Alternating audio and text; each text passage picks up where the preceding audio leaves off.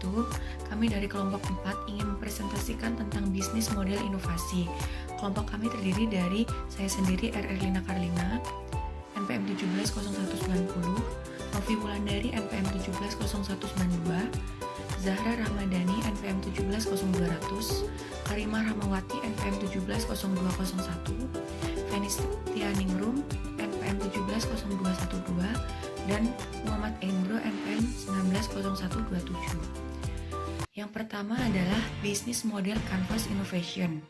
Segala strategi bisnis harus dimulai dengan bisnis model yang tepat dan inovatif.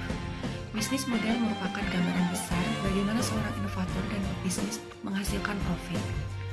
Selanjutnya, pengertian dan komponen bisnis model canvas.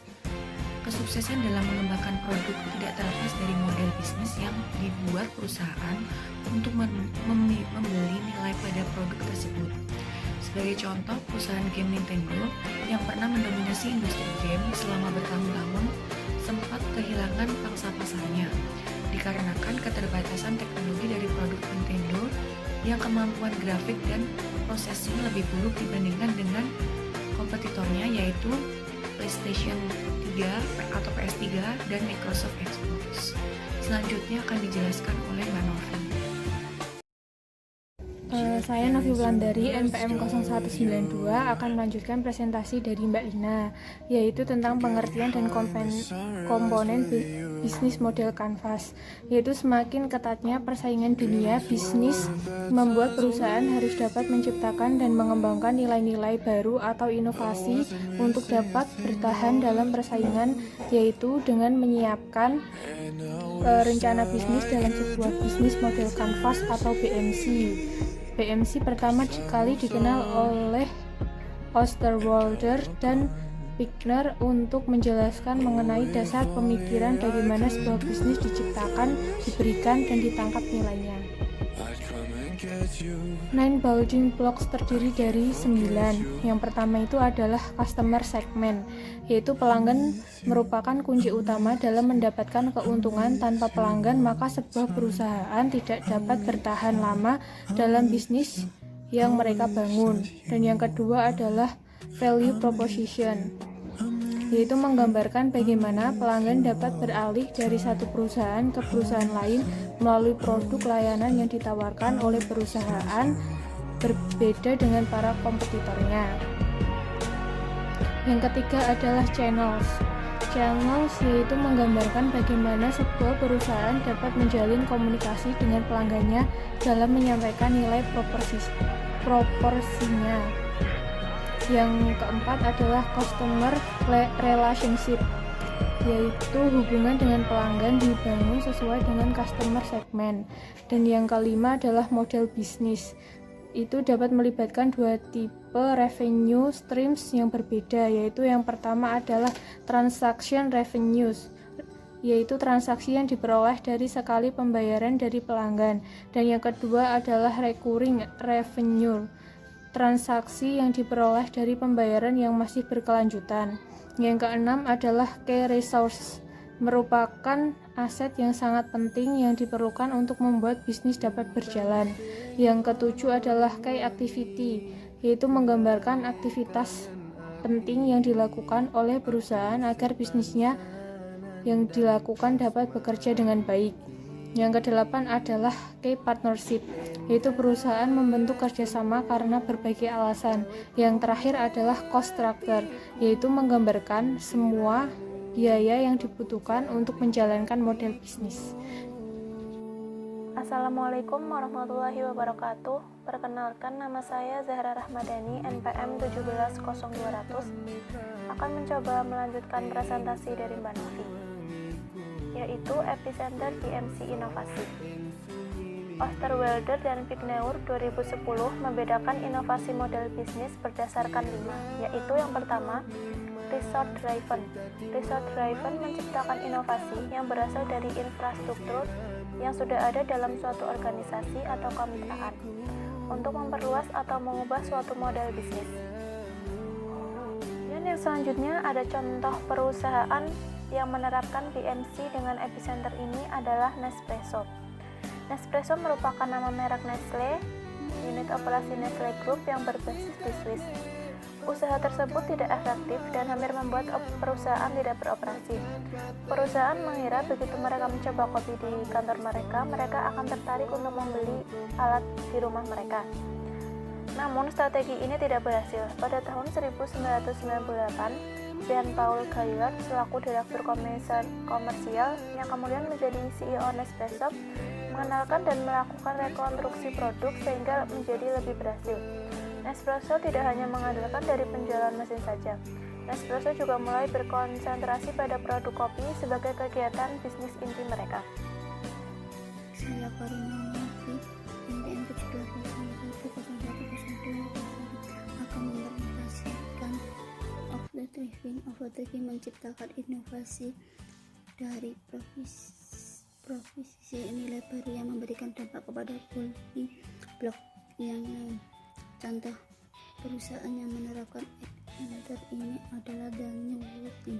Dalam hal ini Daniel Woodin membangun media dengan konsep multi-produk untuk luas pasarnya. Jika customer driven menciptakan inovasi berdasar dari kebutuhan pelanggan, memfasilitasi akses dan meningkatkan kenyamanan seperti inovasi yang muncul dari satu titik tunggal. Hal ini mempengaruhi building block untuk bisnis yang lainnya. Contohnya, perusahaan yang menerapkan enter ini adalah Air Asia dengan memfokuskan diri pada segmen dengan biaya terjangkau dan low cost order.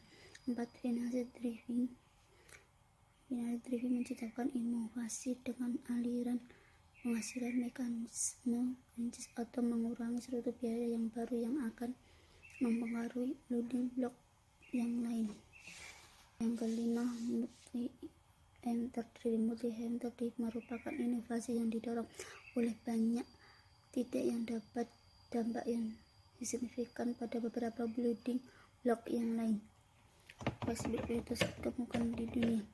Facebook selalu mencari cara untuk tetap melakukan inovasi, yaitu selalu dilakukan adalah pengubahan tampilan yang lebih dinamis sehingga membuat pengguna tidak merasa bosan dan melihat adanya penyegaran di brand.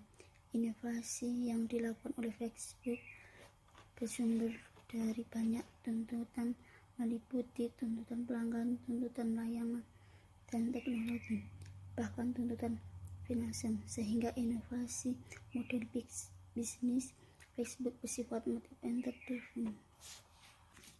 Sejak berdiri pada tahun 2014, Facebook telah mengakuisisi lebih dari 40 perusahaan.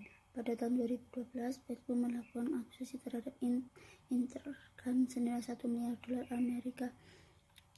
Instagram diakuisisi karena dinilai memiliki kelebihan yang tidak dimiliki oleh Facebook, yaitu kelebihan berbagai gambar dengan sangat baik. Kemudian tahun 2014 Facebook juga melakukan akuisisi terhadap WhatsApp dengan nilai $19 miliar Amerika. WhatsApp sudah terkenal sebagai aplikasi yang tumbuh secara fenomenal. Selanjutnya yaitu manfaat bisnis model kanvas. Yang pertama, memungkinkan berpikir secara virtual. BMC akan menciptakan group thinking dengan cara mencetak versi berukuran poster besar dan menempelkannya ke dinding. Kemudian menggunakan sticky notes seperti post-it untuk mengisi 9 bagian building block. Yang kedua, fokus. BMC memungkinkan bisnis memahami bagaimana masing-masing aspek berhubungan dengan yang lain. Yang ketiga, cepat dan cerdas. Prinsip utama BMC adalah berkonsentrasi pada kualitas daripada kuantitas. Selanjutnya yang keempat, dengan cara melihat 9 komponen bisnis. BMC memungkinkan entrepreneur untuk secara virtual menggambarkan kaitan dari masing-masing komponen bisnis. Seringkali founder menggambar garis ilustrasi di poster untuk mewakili potongan-potongan teka-teki bagaimana mereka bekerja sama. Yang kelima, penyampaian ide atau pikiran secara ringkas. Yang keenam, memudahkan startup untuk membaginya dengan partner atau rekan kerja. Selanjutnya, pengertian dan komponen model bisnis inovasi. Model bisnis mendefinisikan cara perusahaan menghasilkan nilai dan bagaimana perusahaan menangkap beberapa nilai ini sebagai keuntungan. Titik awal bisnis model innovation adalah diferensiasi dan inovasi positioning. Gagasan tentang positioning berfokus pada manfaat rasional dan atau emosional yang akan diterima pembeli dan menggunakan produk atau layanan. Inovasi produk dan layanan harus selaras dengan positioning. Selanjutnya akan dijelaskan oleh Endro.